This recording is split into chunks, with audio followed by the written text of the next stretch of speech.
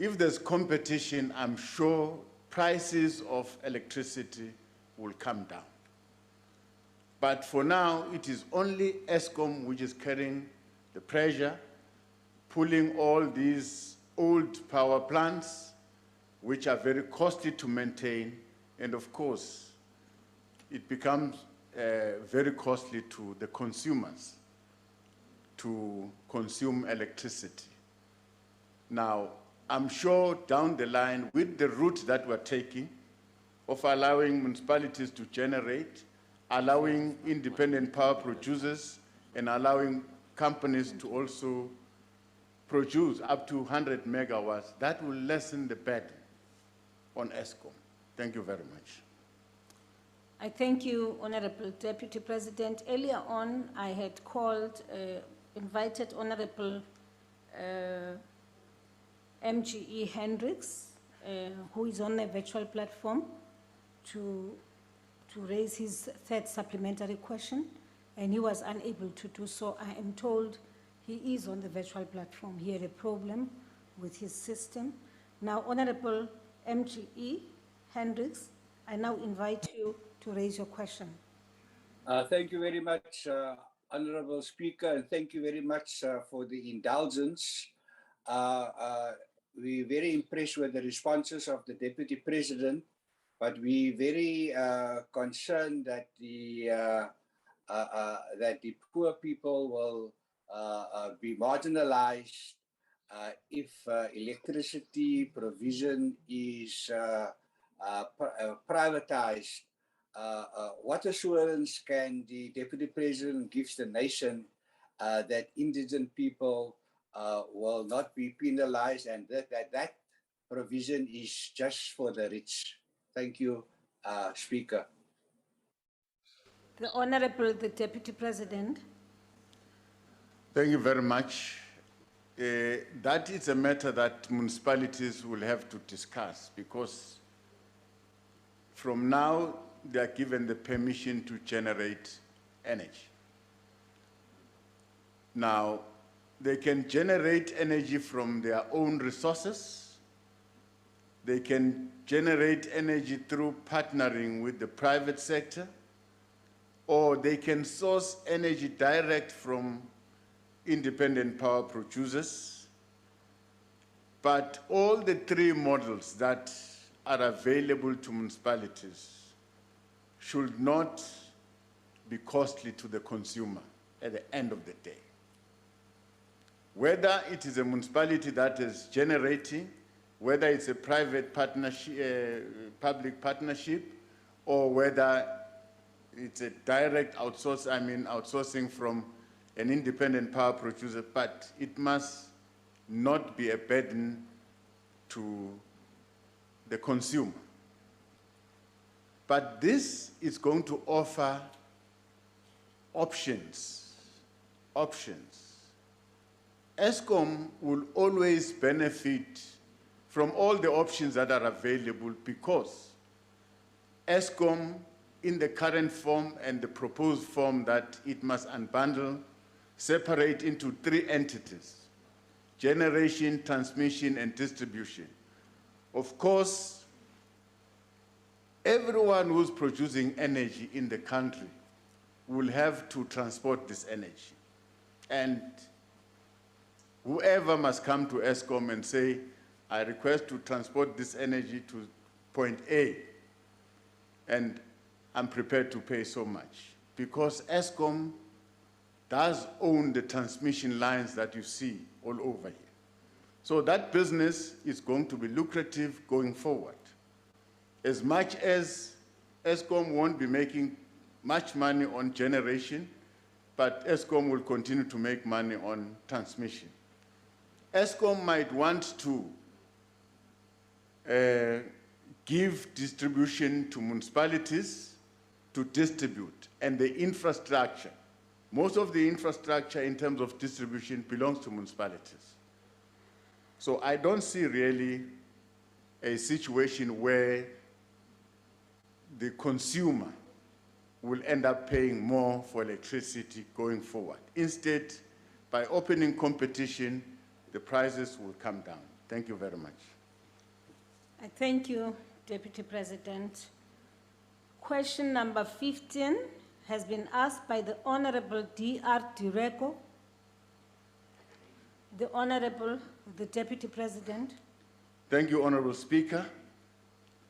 Government's integrated national electrification program makes provision for planning, financing, and implementation of electrification projects in prioritized municipal spaces to ensure that communities have access to electricity. This is a program that supports municipalities with electrification infrastructure and capital subsidies to address electrification backlogs in permanently occupied residential dwellings. Government will continue to coordinate and provide targeted support to municipalities to ensure that there is a reliable electricity transmission and distribution infrastructure. With that said, Honorable Speaker, it is important to note that as part of reforms in the energy generation sector, government has empowered municipalities to generate their own electricity to improve the country's overall generation capacity. To this end, the Department of Mineral Resources and Energy has developed new regulations that are aligned with the Electricity Regulation Act for municipalities to procure or develop their own power generation. In October 2020, amendments to the new regulation in terms of Section 35, subsection 4 of the Electricity Regulation Act were gazetted. Through this amendment, municipalities can now procure their own energy in 3 different options: through their own money, through public-private partnership, and through procuring from independent power producers. Should municipalities want to procure energy, they must first conduct a thorough feasibility study to determine the best option to pursue. When it comes to long-term sustainability, municipalities must demonstrate diversity in their customer base and that electricity revenue collection meets the electricity operations and energy buying costs.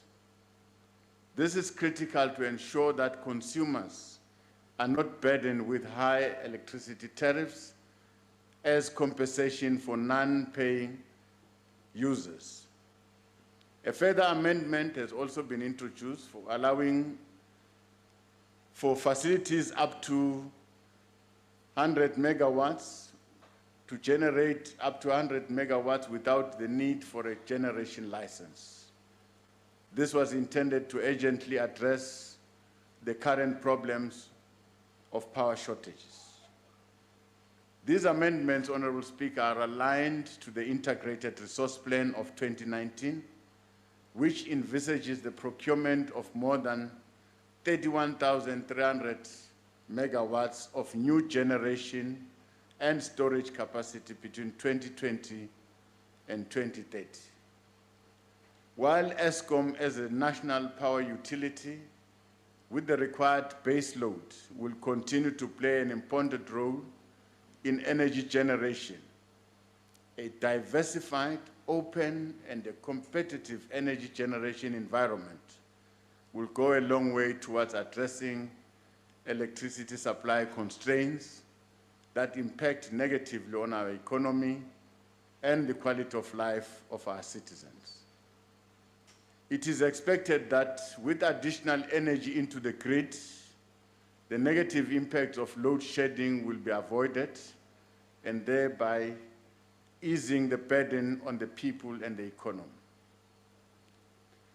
The Municipal Infrastructure Support Agent continues to provide the necessary support to municipalities in addressing infrastructure challenges. This includes maintenance and refurbishment of existing infrastructure, and development of technical capacity through skills development. Where necessary, municipalities will be able to leverage funding streams to invest in generation and distribution infrastructure, including partnership with the private sector and government's infrastructure fund. We remain optimistic, Honorable Speaker, that the newly elected local government leadership, with their representative organization, SALGA, will assist municipalities to generate or procure their own energy, thus promote sustainable local economic development, job creation, and effective delivery of services at local level. Thank you, Honorable Speaker. Thank you, Deputy President. The first supplementary question will be asked by the Honorable D.R. Direko from the Chamber. Thank you, Speaker. Honorable Deputy President, there are municipalities that have historical debt with ESCOM, and it's because of lack of internal controls within the municipality, it's because of lack of revenue collection, and it's also a failure of the municipality to manage their funds. So I would like to check with you, are there any relevant processes in place to build internal capacity within the municipality in order for them to generate their own electricity? Thank you. The Honorable, the Deputy President. Thank you very much, Honorable Speaker. Currently, as we speak, we've got more than 20 municipalities that accounts for 38 billion debt to ESCOM. This includes the known Maluti-Apofong municipality. Now, we've been frequenting to Maluti-Apofong together with ESCOM, and finally there were court judgments that were passed. Now, these court judgments were saying ESCOM must take over the distribution of electricity in Maluti-Apofong. Now, we had to assist Maluti-Apofong together with ESCOM to sign a service level agreement that will allow ESCOM to distribute electricity and to collect revenue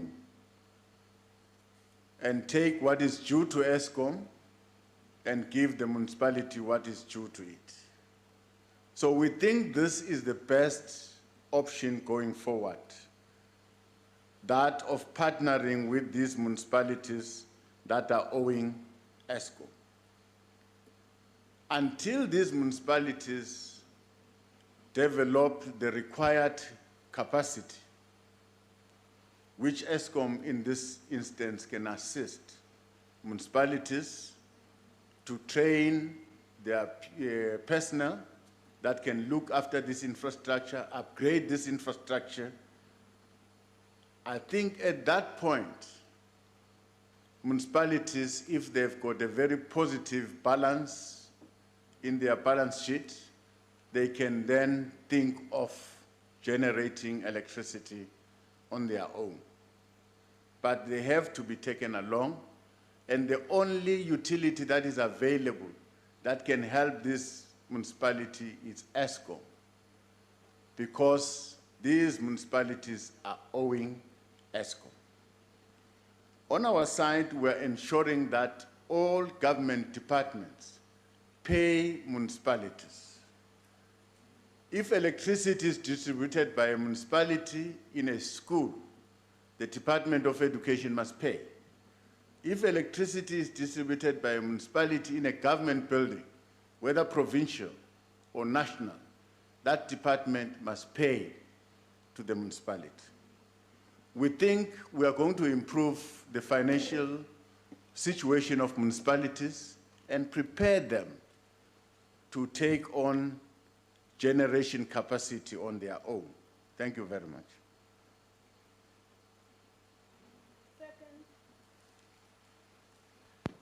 The second supplementary question will be asked by the Honorable KJ Milham from the Chamber.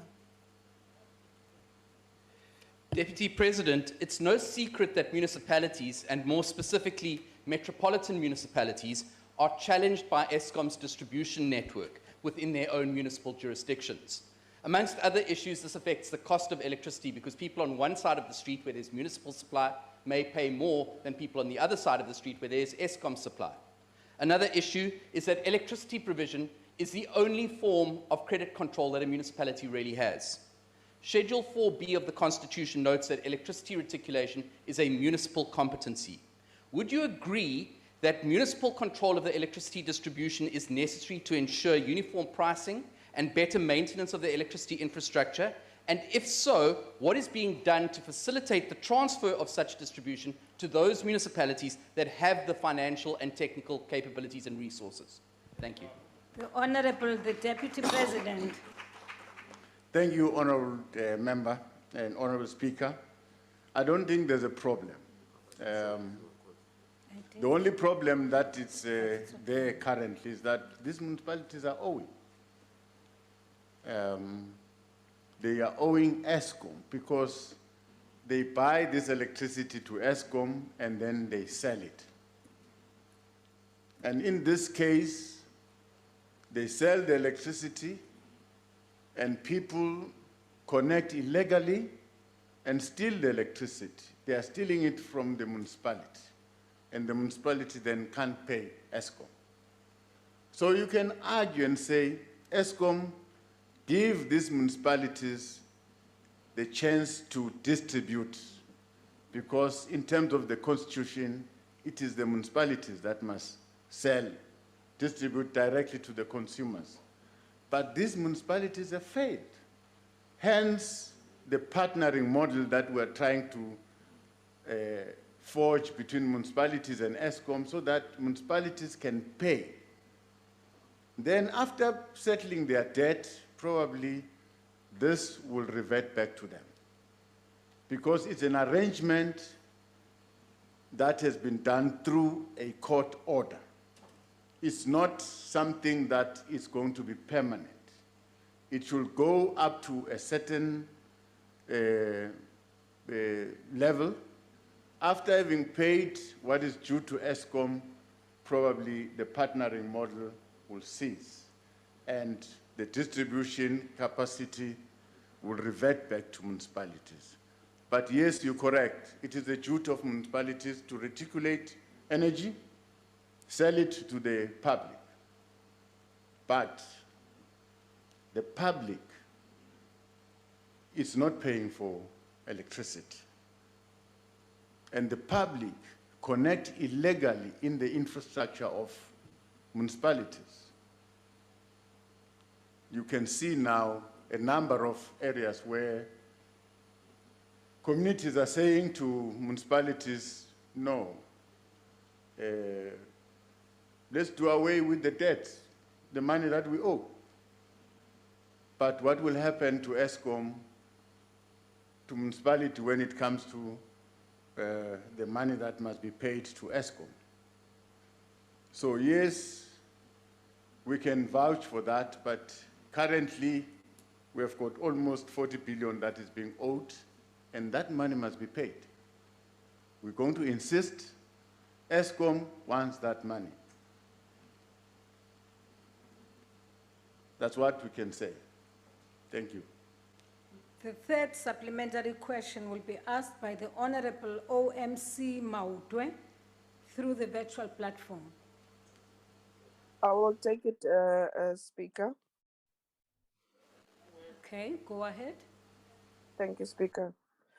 Deputy President, all the electricity reforms that have been proposed from the proposal to allow municipalities to generate own electricity, to breaking up Eskom into 3 entities, as well as the illogical support of independent power producers, seems to suggest that government has all but given up on Eskom, ever recovering to the top energy generation entity it once was in the world.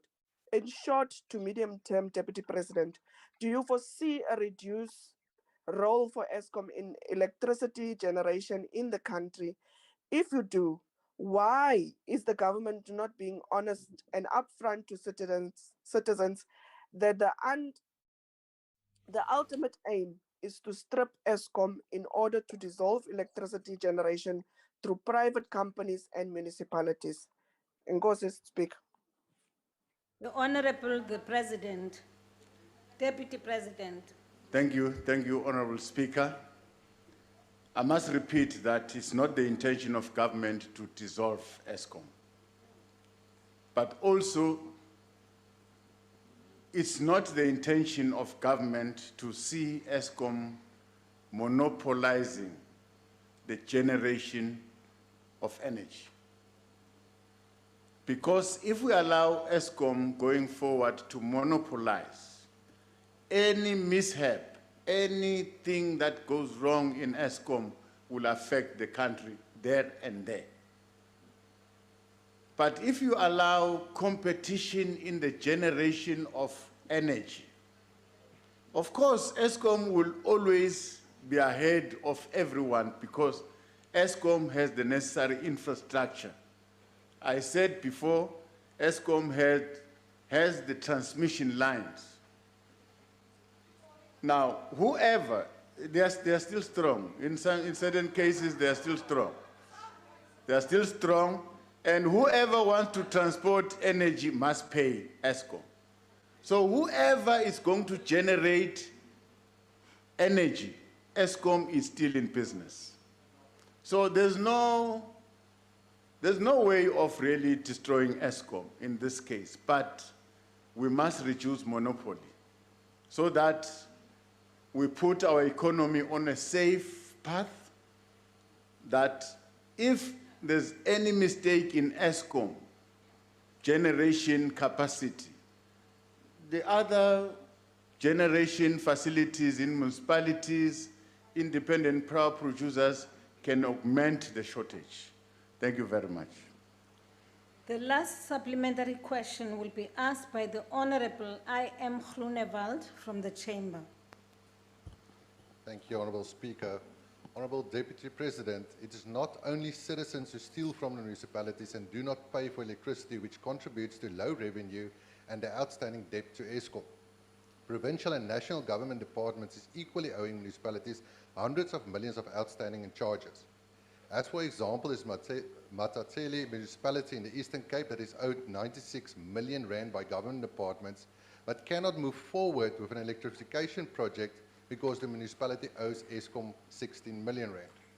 Once the municipalities do generate their own electricity, the department's outstanding debt to municipalities will assist to implement successful and sustainable own electricity supply. When will the outstanding historical debt of departments be paid, or must the taxpayer keep on to foot the bill on local level? Thank you, Honourable Speaker. The Honorable the Deputy President. Thank you, Honourable Speaker. Through the political task team, we've assembled a number of departments around the Department of Cocta, Public Works included. We've gone through all what is being owed to Eskom, to municipalities. Now, what we found out is that municipalities can't vouch for what it purports it's owed to them by a government department. Municipalities have got a problem with their metering systems. They are just sucking a figure to a point where we have even appointed an ombudsperson to try and negotiate, because there's no metering, but municipality will say you're owing us 100 million. But prove to us that we're owing you this 100 million. They can't prove, because there's no meter here. Now, we are mediating, but I can tell you, in my first reply, I said, we must thank Minister Tilil, because a number of departments have paid there are just few that are outstanding where municipalities can't explain, can't justify why they say a department is owing X amount. Thank you very much. Question 16 has been asked by the Honorable MGE Hendricks. The Honorable, the Deputy President. Thank you, Honorable Speaker. Equitable land restitution continues to be a matter of concern for us as government. We have, in our previous responses to Parliament, indicated our commitment to accelerating the resolution of old order claims. However, there is still much work to be done, and this has been compounded by the devastating impact of COVID-19 pandemic in the past financial year. The District 6 development is one of the post-settlement restitution cases that has been affected by COVID-19 pandemic. A framework agreement was reached to develop dwellings for claimants who opted for restoration. This agreement was reached between the City of Cape Town, the District 6 Development Beneficiary Trusts, and the Department of Agriculture, Land Reform and Rural Development for the development of the land in a phased approach. The District 6 reference group was then established to oversee the phased development. As government, we acknowledge the fact that there's been delays in the District 6 development project, and there is a need to address such delays with renewed sense of urgency.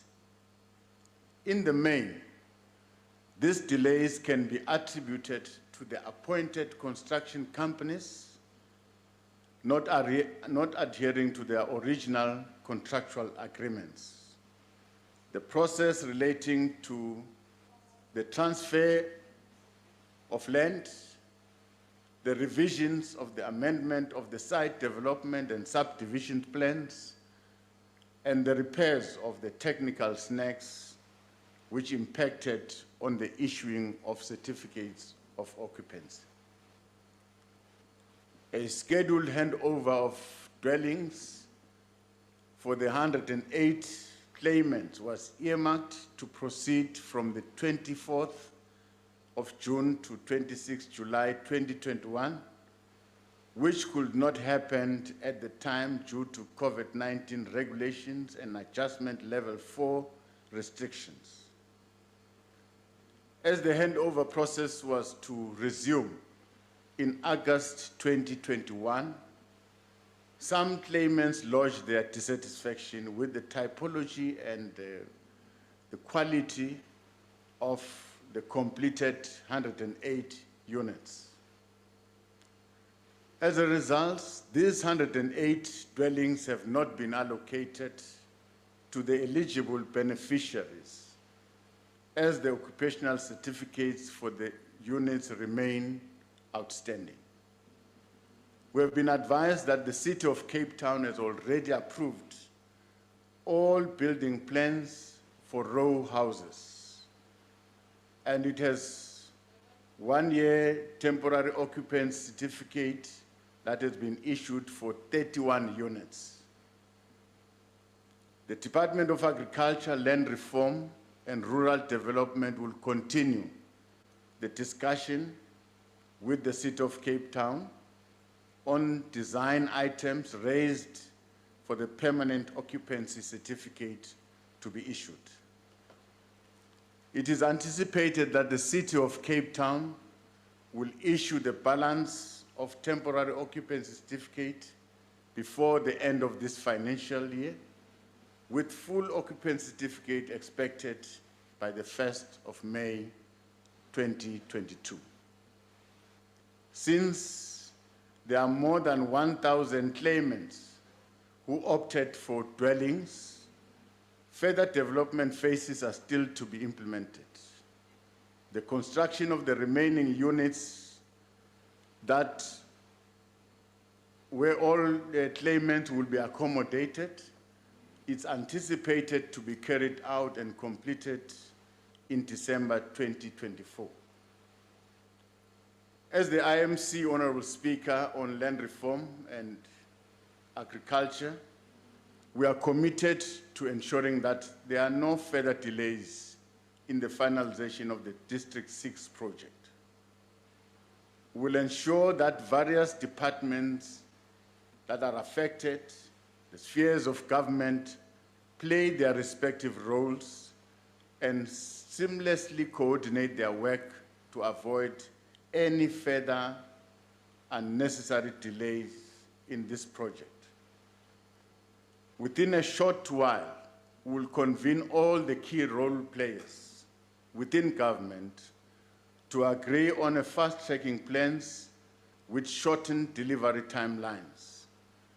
These key role players that I'm talking about include the Department of Agriculture, Rural Development and Land Reform, the Land Claims Commission, the Western Cape Department of Human Settlement, and the City of Cape Town. With dedicated focus and close project monitoring, we believe it is possible to deliver on this project with a shorter space of time. Honorable Speaker, in broad terms, government continues to be seized with the bigger responsibility to accelerate land reform to achieve restorative justice and social inclusion. While our land reform has encountered challenges and not performed to our satisfaction, there is no doubt that significant progress has been made in the restitution and redistribution of our land to its rightful owners in a way that restores dignity and justice to those who were dispossessed of their land. As at the 30th of September 2021, the restitution program has since its inception settled 82,295 land claims, resulting in the award of 3.8 million hectares of land to beneficiaries at a cost of 24 billion. The program has furthermore approved 18 billion of rands in the settlement of claims involving financial compensation. Since the inception of the Land Redistribution and Tenure Program, government has acquired over 5 million hectares of land from over 5,500 projects, and in the process, benefiting 309,335 beneficiaries. The process of allocating 700,000 hectares of state-owned land for development is currently underway to benefit those who need access to land for productive use. Government has further given a mandate to the Commission on Restitution of Land Rights to fast-track the settlement of old ordered land claims. To support this process, government will prioritize the resolution of administrative hurdles and challenges that are contributing to the slow pace of our land reform process. Among others, these include the need to strengthen capacity and streamline our verification process, which at times takes longer than necessary. Making provision for additional human resource capacity to deal with backlogs, instituting effective processes for resolution of disputes, including conflicts among beneficiary communities, dealing decisively with incidents of fraud and corruption whenever they are detected. Notwithstanding progress made in fast-tracking the resolution of outstanding claims, the reality is that the current fiscal constraints are imposing serious limitations on our ability to move with the necessary speed. The IMC on land reform and agriculture will continue to seek solutions and monitor progress on the finalization of outstanding claims in line with the standing directives by the Constitutional Court on new land claims. Thank you. Thank you, Honorable Speaker. The first supplementary question will be asked by the Honorable MGE Hendricks through the virtual platform. Thank you very much, Speaker. Speaker, it's always refreshing to listen to the responses of the Deputy President. Many communities have benefited from land restitution and getting dividends from mines and rental from shopping centers, sometimes under the leadership of the Deputy President. Residents of District 6 and their offspring have lost out on such benefits for 27 years. Will the remaining 40 hectares given to them by President Mandela to utilize for their benefit and not for the benefit of the City of Cape Town developers? Can the President assure the nation that District 6 will be a heritage site and a memorialization site for the world on the, to remind them of the harm of forced evictions? I also want to understand why the District 6 Development Trust led by Judge Desai has been left out in future consultations. I hope the Deputy President can respond to some of these questions. Thank you very much. The Honorable, the Deputy President. Thank you, Honorable Speaker. We must really apologize to the people and the claimants of the District 6.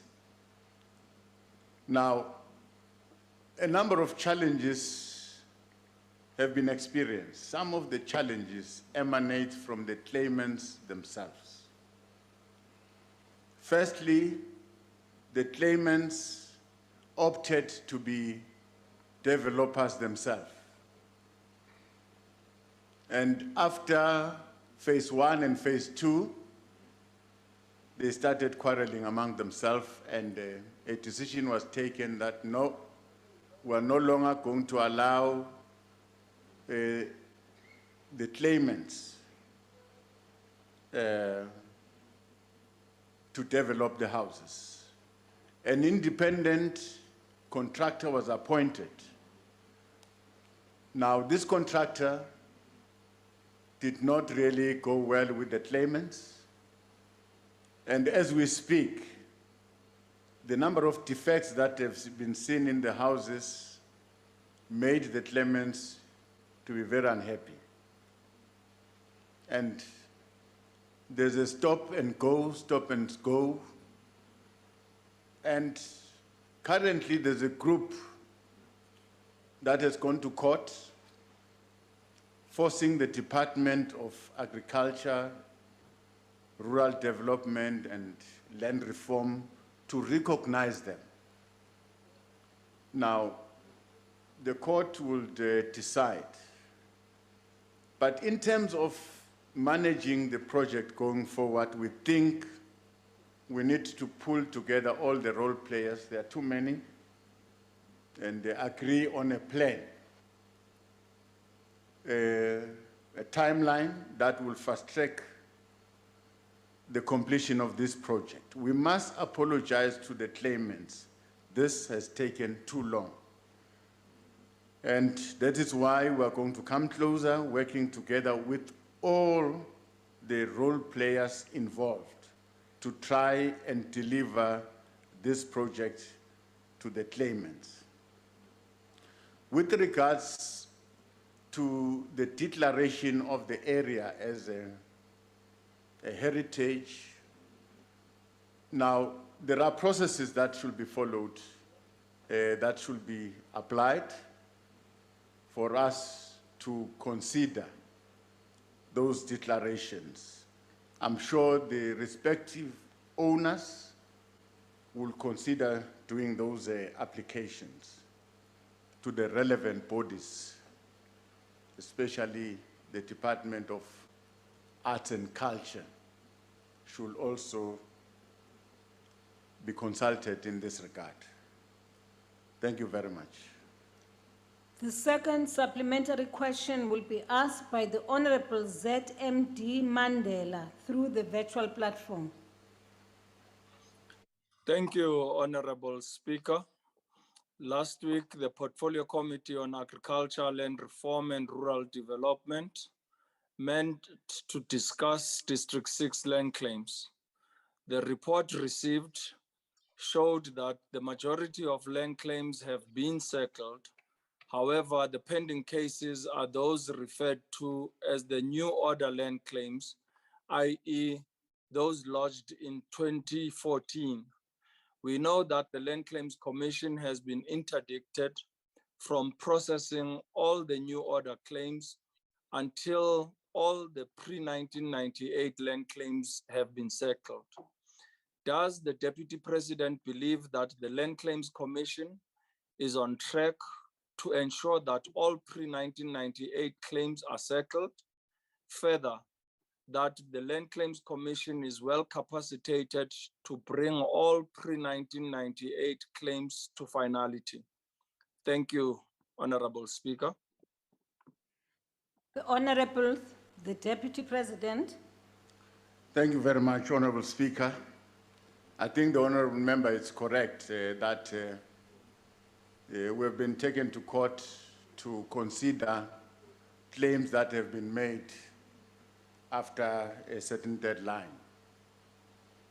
Well, I can say we're on track in terms of finalizing the old order claims, but we must say upfront that this matter will need a discussion with the President. The President and the Minister of Finance, because it has taken too long to finalize these claims. Why I'm citing the President and citing the Minister of Finance, it's because in the main, we are running short of the necessary financial resources to pursue these claims and to finalize them. Of course, we have empowered the Land Claims Court to quickly process any disputes amongst claimants, which in the past has been a problem. We have also added the desired capacity to do the verification of these claims. So we can rest assured now that the verification process is going to happen at the required speed. But we need the resources to pay the claims. That is what government should sit and discuss. We are going to put it at the door of our President and the Minister of Finance, because it's a matter that will require a political decision. Because we know that people, some of the people that have made the claims have already died. It's now a matter that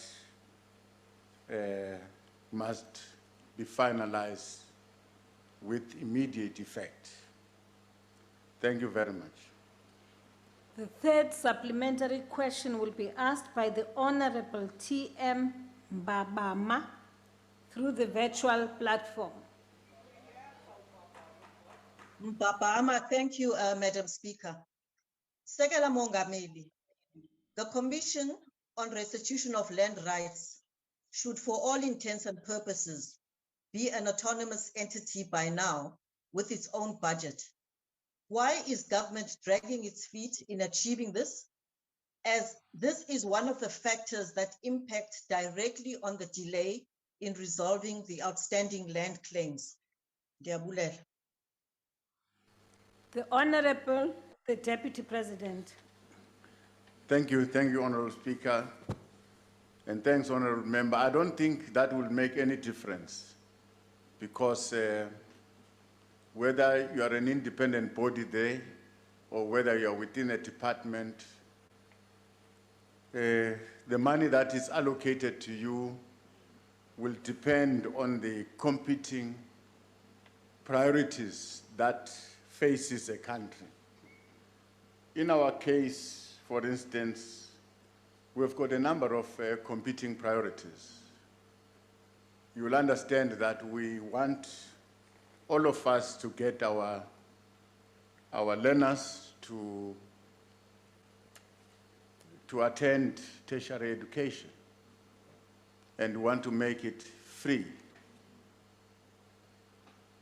And we're battling every year, year in, year out, to try and satisfy that priority.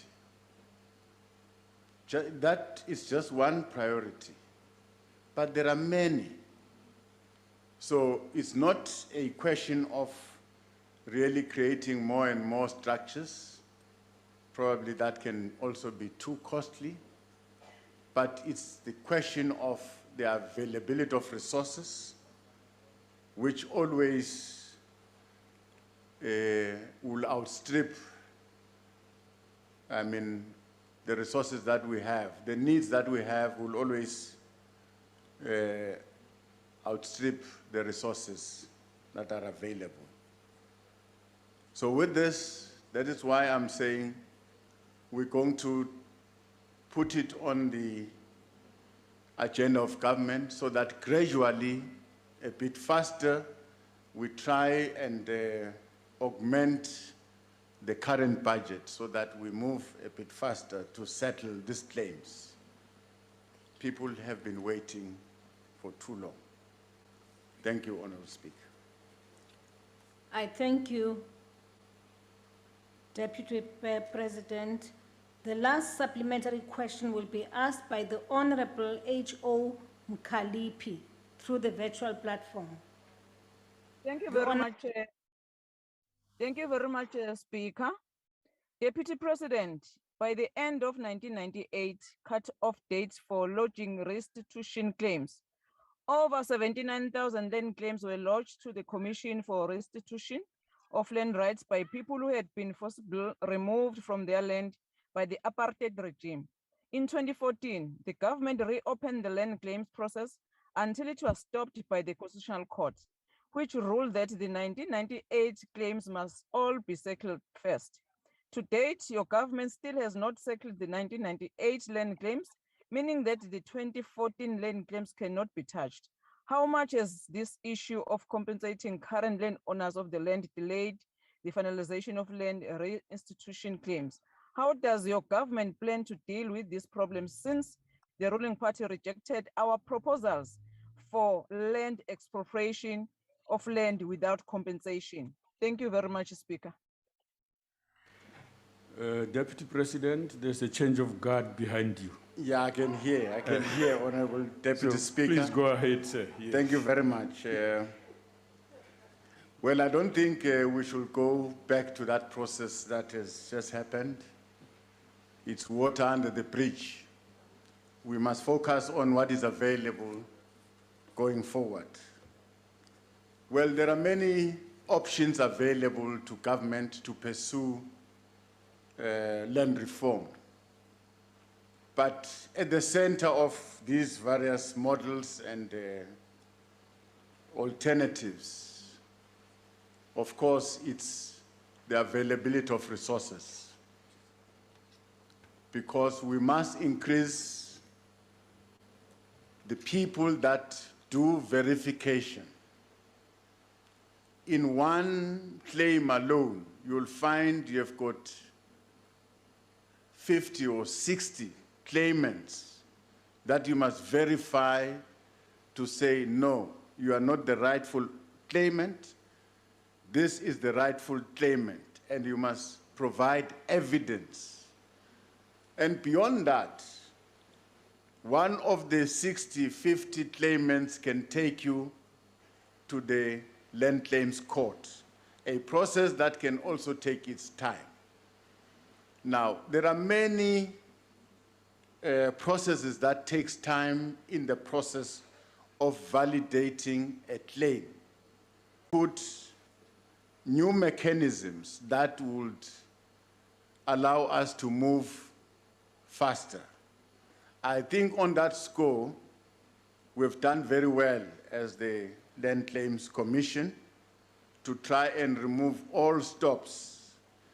The remaining challenge is the availability of resources to settle those claims. Of course, you'll be aware that the expropriation bill is currently on its way to Parliament. That is one option that will be available for government to utilize to fast-track land reform. Thank you very much. Thank you, Deputy President. The next question has been asked by Honorable M.M. Tape. Honorable the Deputy President. Thank you, Honorable Deputy Speaker. The National Development Plan sets out a broad vision of eliminating poverty and reducing inequality by 2030. It also identifies agriculture as a critical sector in economic development, which can contribute significantly to reducing unemployment and improving household food security. The Department of Agriculture, Land Reform and Rural Development continues to provide support to beneficiaries who were allocated state farms as determined through the beneficiary selection policy. As part of our integrated farmer support program, government has prioritized a provision of package of post-settlement support that includes training as well as financial and technical support to ensure that all allocated land is productively utilized. During the period 2019-2020 to 2021 to 2022 financial year, the Department of Agriculture, Land Reform and Rural Development has provided 191 proactive land acquisition farms across the 9 provinces. The major focus of support is on farm agricultural infrastructure, production inputs, mechanization, as well as training and mentorship to ensure that the allocated farms are productively utilized. Business and entrepreneurship training is also provided on an ongoing basis. The skills audit was conducted in 275 farms allocated in the Northwest, Mpumalanga, Limpopo, KZN, Free State, and Gauteng provinces to determine skills gaps and design appropriate training interventions. 106 beneficiaries from 66 farms have since been trained adequately. Alongside this intervention, the COVID-19 Agricultural Disaster Fund, to the tune of 102 billion rand, was established by the Minister of Agriculture, Land Reform and Rural Development in 2020 to ensure sustainable food production post the pandemic.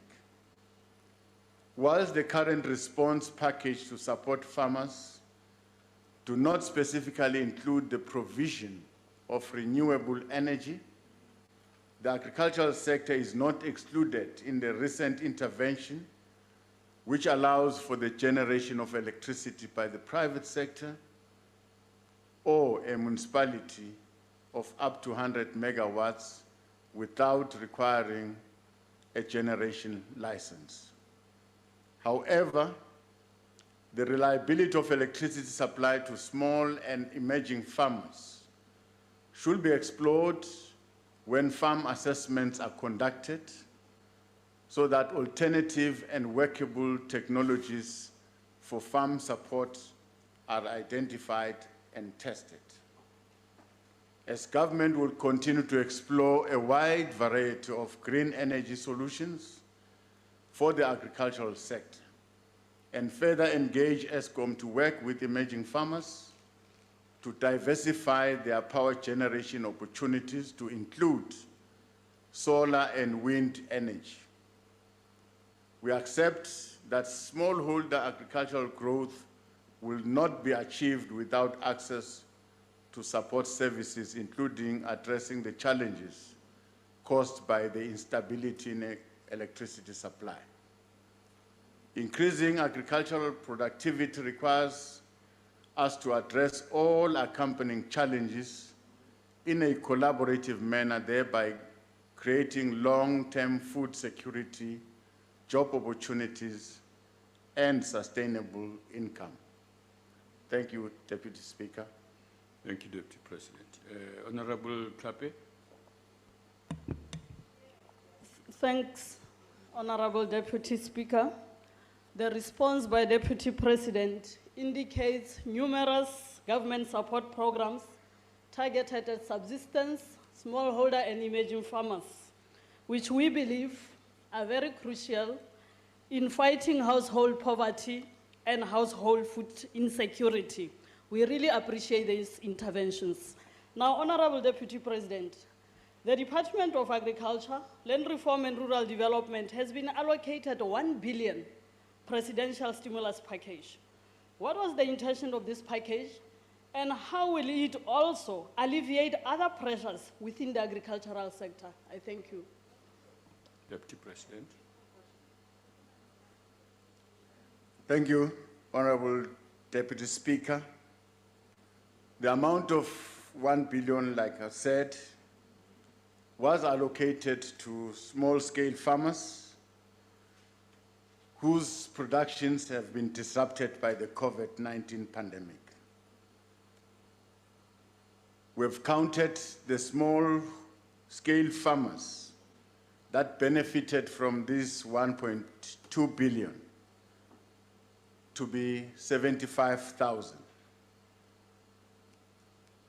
Through this same program, subsistence producers were supported with input vouchers to retain self-employment in the sector while supporting food value chain. Further intervention under the second phase of the presidential stimulus are targeting 50,000 subsistence producers. Out of these 50,000, we are targeting 50% women, 40% youth, and 10% people with disabilities, also to benefit from this amount of money.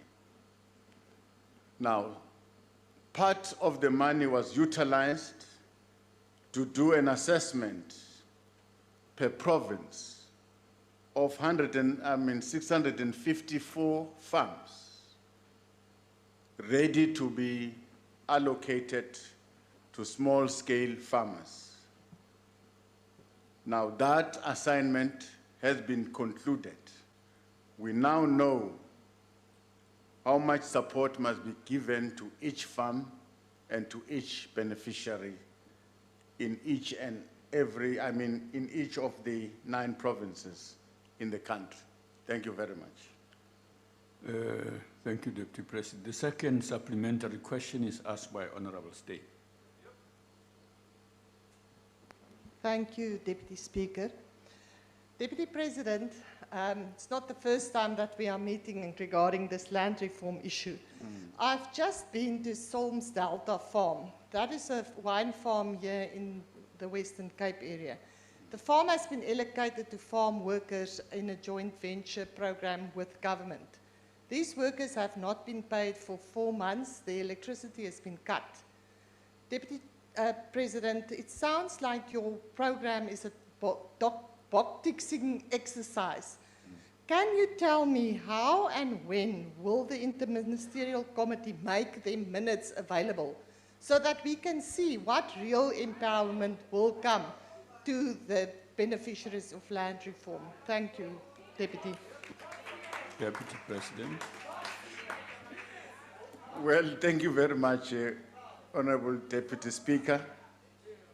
Honorable Member, you are mentioning a specific farm where farming has been disrupted and workers are no longer working, electricity has been cut. I'd like to get details of that farm so that we respond appropriately. Is it possible to get the details of the farm? Because this support package was meant to support every farmer that is under duress, under troubled by the COVID-19. So probably if we sit and discuss with the farm owners, we can establish whether they deserve support from government. Yes, I'm partnering with the farmer. Now, we'll be able to establish exactly whether they've partnered with the provincial government or the national government. Oh, good. You seem to be knowing this problem, all of you.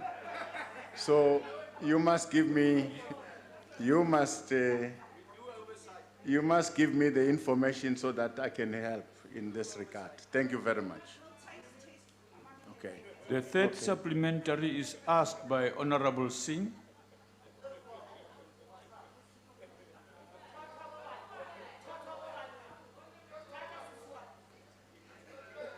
Thank you, Honorable Deputy Speaker, and thank you, Deputy President, for the responses.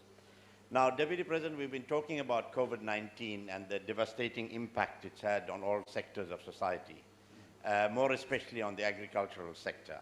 And you've spoken about the package, the billions of rand package to assist those farmers that were impacted by COVID.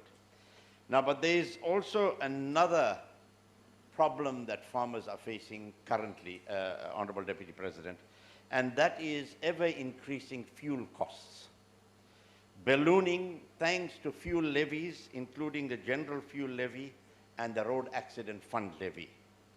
These burdens will directly impact employment and start-up farmers. My question, Honorable Deputy President, is how will government ensure growth in accordance with the NDP, given these constraints, and what will government do to ameliorate these rising input costs, especially of fuel? Thank you. Thank you, Honourable Member. Deputy President. Thank you, Honourable Deputy Speaker. Well, without interfering with those who are regulating the prices of our fuel, but as government, we've got the responsibility to support some sectors of our economy. You'll understand that with regards to agriculture, generally, as government, all our programs are a grant. In provinces, the money that we allocate to provinces, it's a grant that must be given to farmers.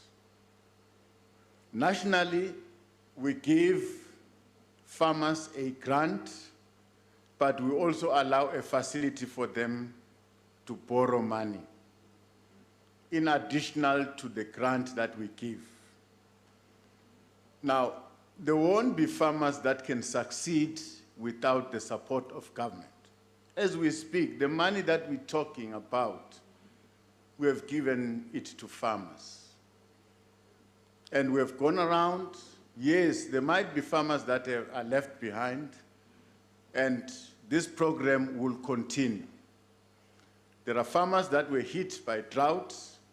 I visited those farms, and after our visit, we have supported those farmers.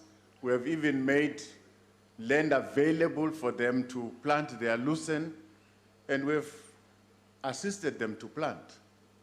So I'm saying farmers won't survive without the support of government.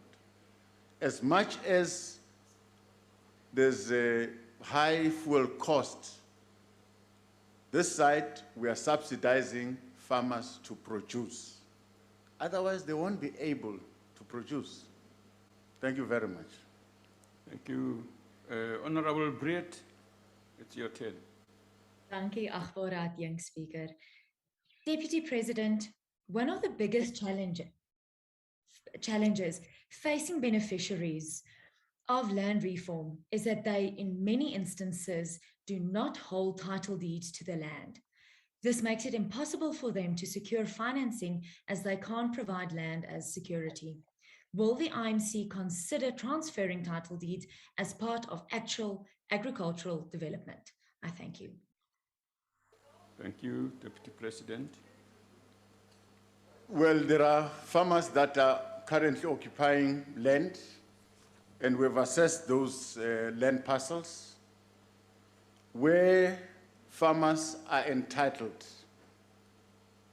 They've been renting that piece of land for years.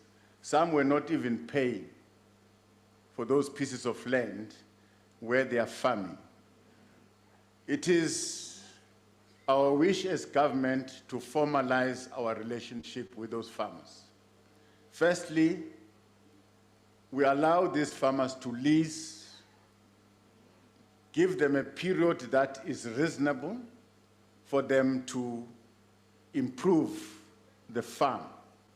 They can go borrow money. For instance, you give a farmer 50 years on the land, but they lease the farm with an option to buy it.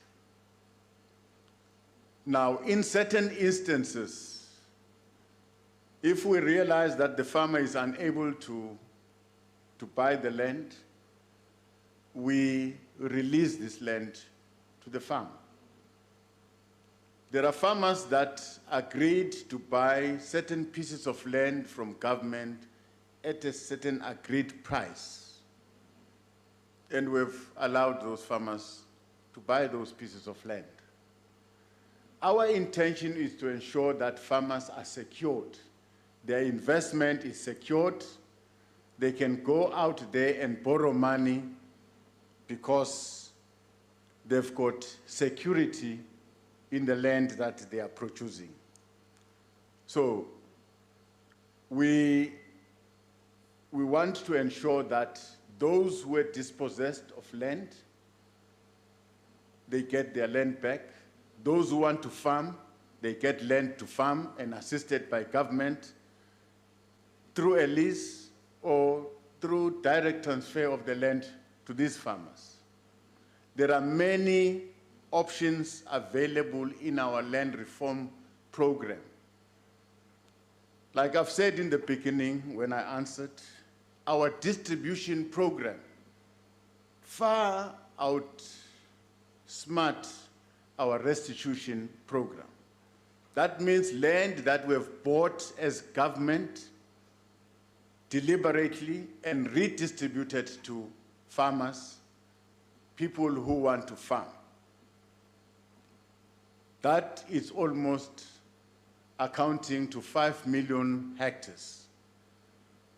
That was delivered through redistribution.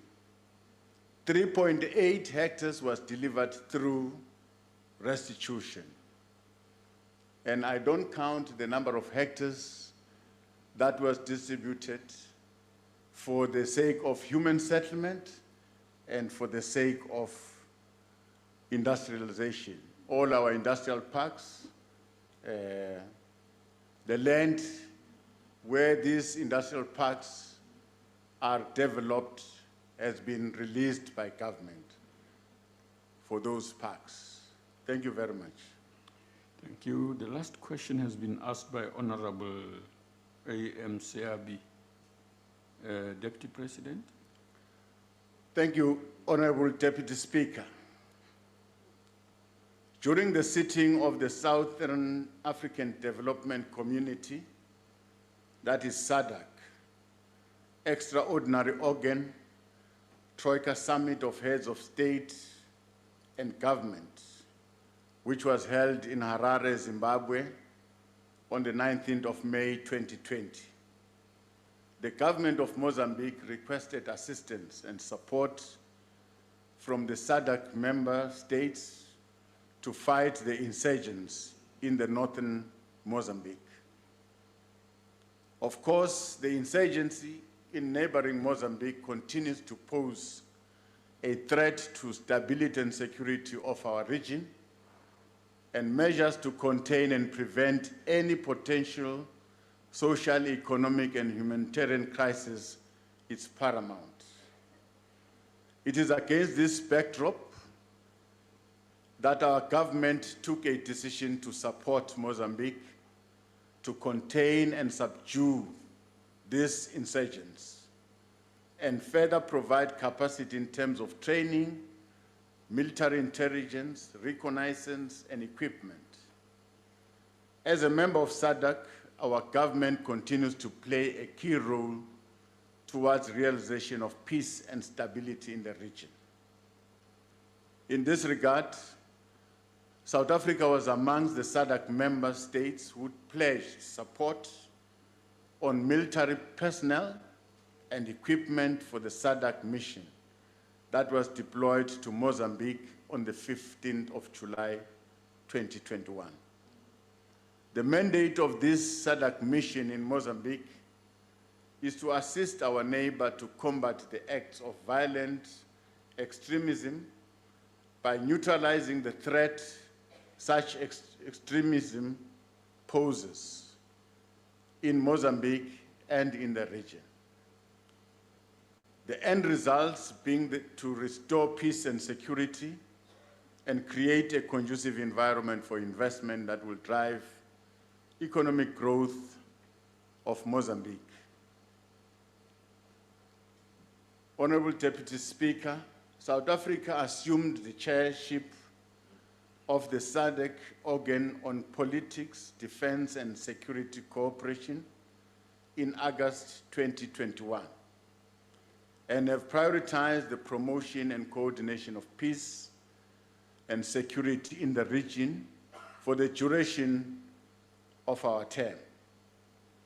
Given the nature and intensity of this insurgency, we cannot ignore the possibility of it spilling to the neighboring states, especially those states that are bordering Mozambique.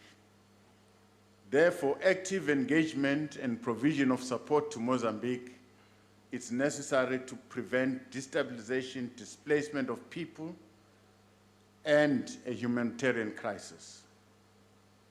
Our view is that security risk and possible economic challenges for SADC countries due to forced migration far outweigh the fear of reprisals from these insurgents. Therefore, our involvement in the stabilization effort in Cabo Delgado is in the country's national interests. As SADC member states, we need adequately early warning systems that is enhanced through strengthening of regional cooperation and sharing of information and intelligence to prevent future insurgencies. Honorable Deputy Speaker, we remain committed to a conflict-free Mozambique that will ensure peace, security, and stability in the region. Thank you very much. Thank you, Deputy President. And that is your chance in that.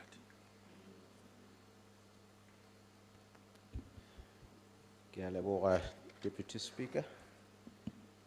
Thanks very much, Honorable Deputy President, for the answer. Like you said, Honorable Deputy President, the South African government is committed to play a pivotal role in building a better Africa, contributing to a better world.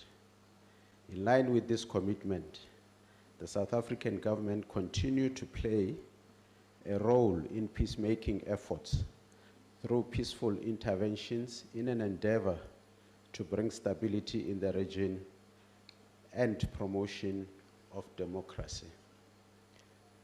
Therefore, Deputy President, in your view, what possible intervention mechanisms can further be explored by SADC to strengthen regional intervention in conflict resolutions as an effort to bring everlasting stability in the region? I thank you, Deputy Speaker. Thank you, Deputy President. Thank you, Honorable Deputy Speaker. SADC has at its own disposal a number of instruments that it can use to facilitate interventions which are guided by the SADC Treaty of 1992. The SADC Protocol on Politics, Defense and Security of 2001, which we are currently chairing, and the SADC Community Agenda, as amended in 2009 to facilitate dialogue amongst warring parties and ensure economic people-to-people integration is realized in the region. The few instruments that I've mentioned are available to SADC and its member states, of which, in this case, as a country, we are using the Protocol on Politics, Defense and Security, which we are chairing. And in this case, we've agreed that we are going to share intelligence information. We are going to deploy military personnel, boots on the ground. People should be there physically to fight. In our case, we have deployed more than 1,400 soldiers, which the President has agreed to deploy. So we feel at this particular point in time, this intervention is enough. Of course, we are putting our ears on the ground so that whatever changes that might occur in the situation in Cabo Delgado, we are ready to give additional support to our neighbors. Thank you very much. Thank you. Honorable Beckman, it's your turn, sir, to ask the second supplementary question. Thank you very much.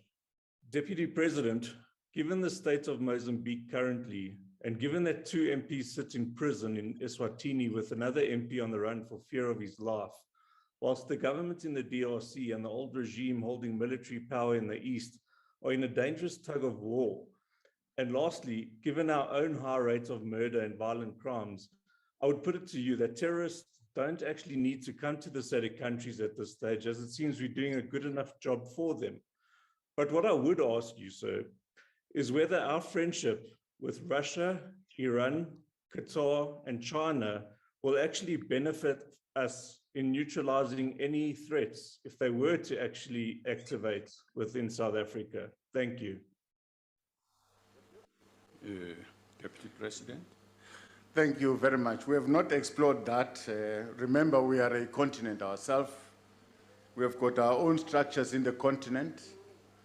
Before we can think of other people to help us, we must help ourselves. So the continent is ready-made to deal with its own conflict. Yes, we have got challenges in Ethiopia. You can count DRC there and there, but we must leave it to the AU to deal with its own problem.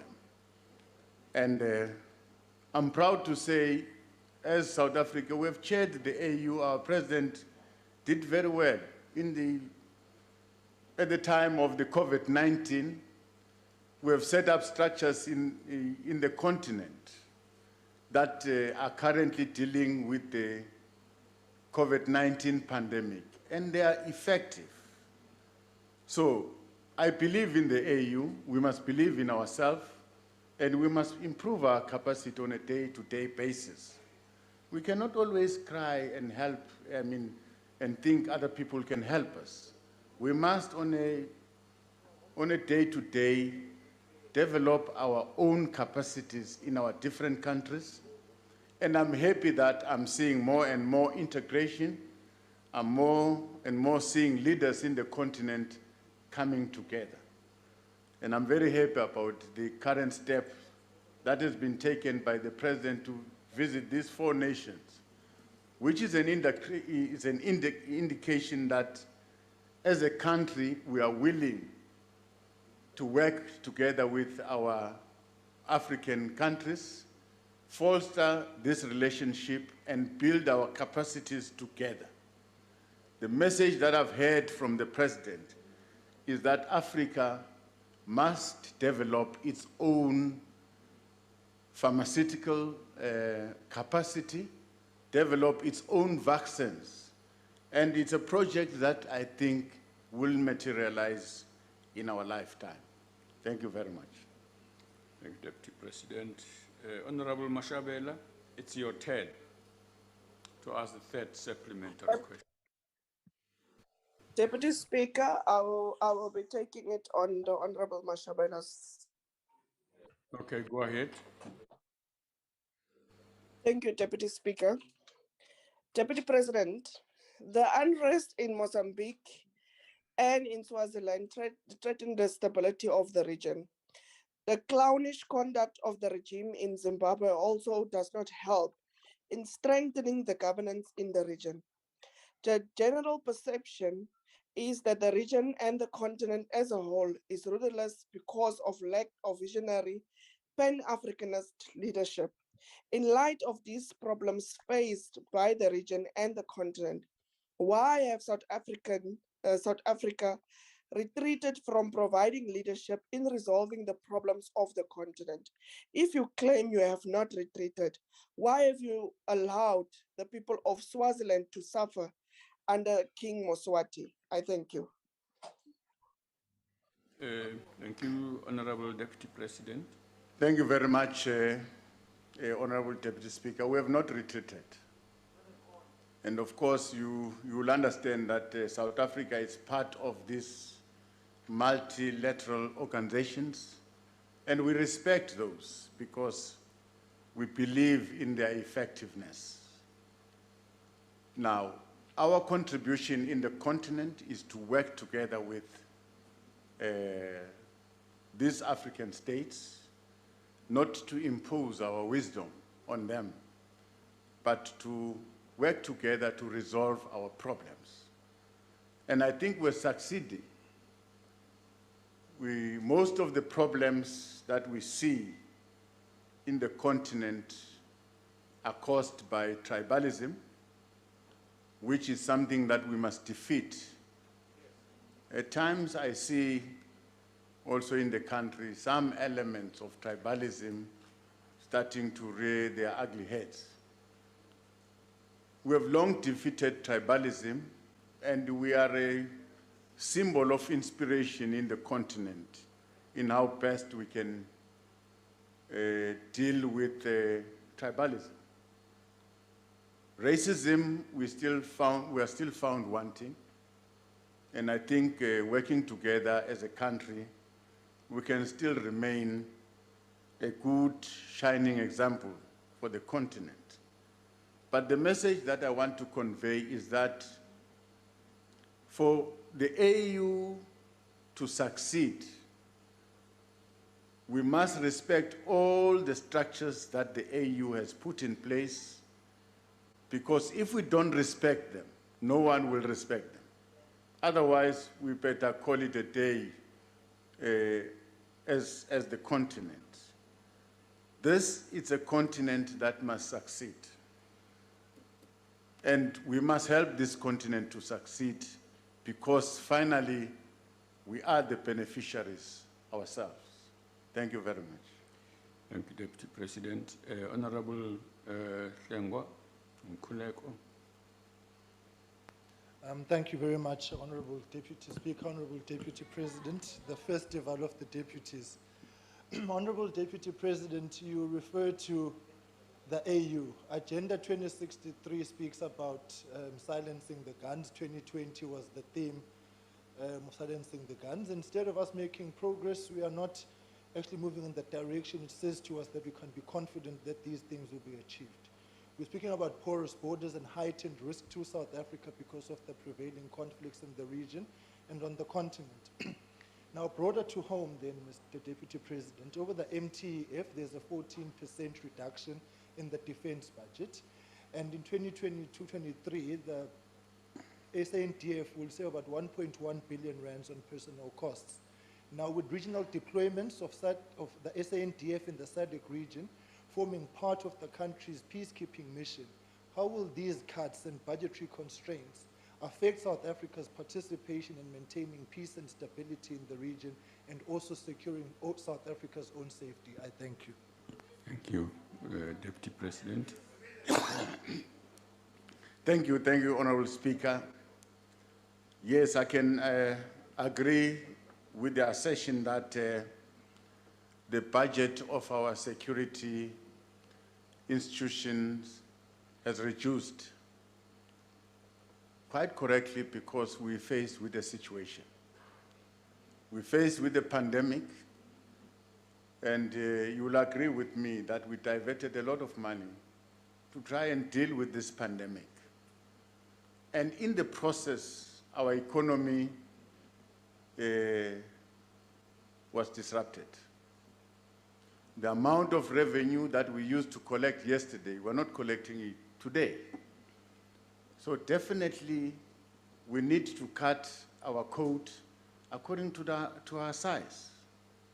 Our children must continue to go to school. We must continue to get water. We must continue to do all the necessary services to our people, but still honor our obligation in the region and in the continent. We've tried very hard. Our president, as chair of the AU, tried very hard to give the necessary support to the structures of the AU. And looking back, it was quite a success. Currently, we're speaking about Mozambique. We have deployed personnel there. We've deployed equipments, our equipments. And it's not only us that must deploy those personnel and equipments, but we've got other sister countries like Botswana, Mozambique, Angola, you can count.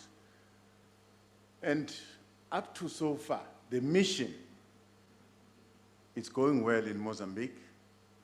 That is why you can hear that there's stability that is coming back, peace is coming back. Our soldiers are able to win that battle. So yes, there are a lot of gaps that are there financially. We are not winning the war of silencing the gun in the continent. At times when we take 2 steps forward, we come back 3 steps back. Remember, we reported to you that we succeeded to get South Sudan to proceed and form a government. Today, South Sudan has got a government. But as we look at South Sudan, Sudan starts. Uganda starts. Ethiopia starts. When I was dealing with the South Sudan matter, we used to convene in Ethiopia. And Ethiopia was fine, everything was good.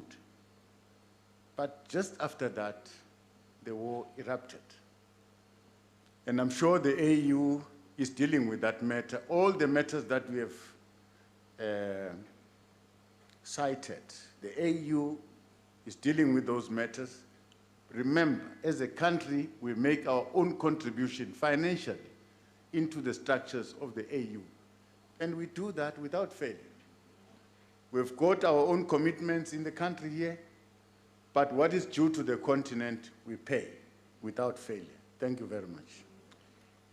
Thank you, Deputy President. That concludes questions to the Deputy President, and thank you, sir. Thank you. We appreciate it. Thank you, Deputy Speaker. Honorable members, that concludes the plenary session for the day, and the House is adjourned. Thank you. Long live the Speaker, long live.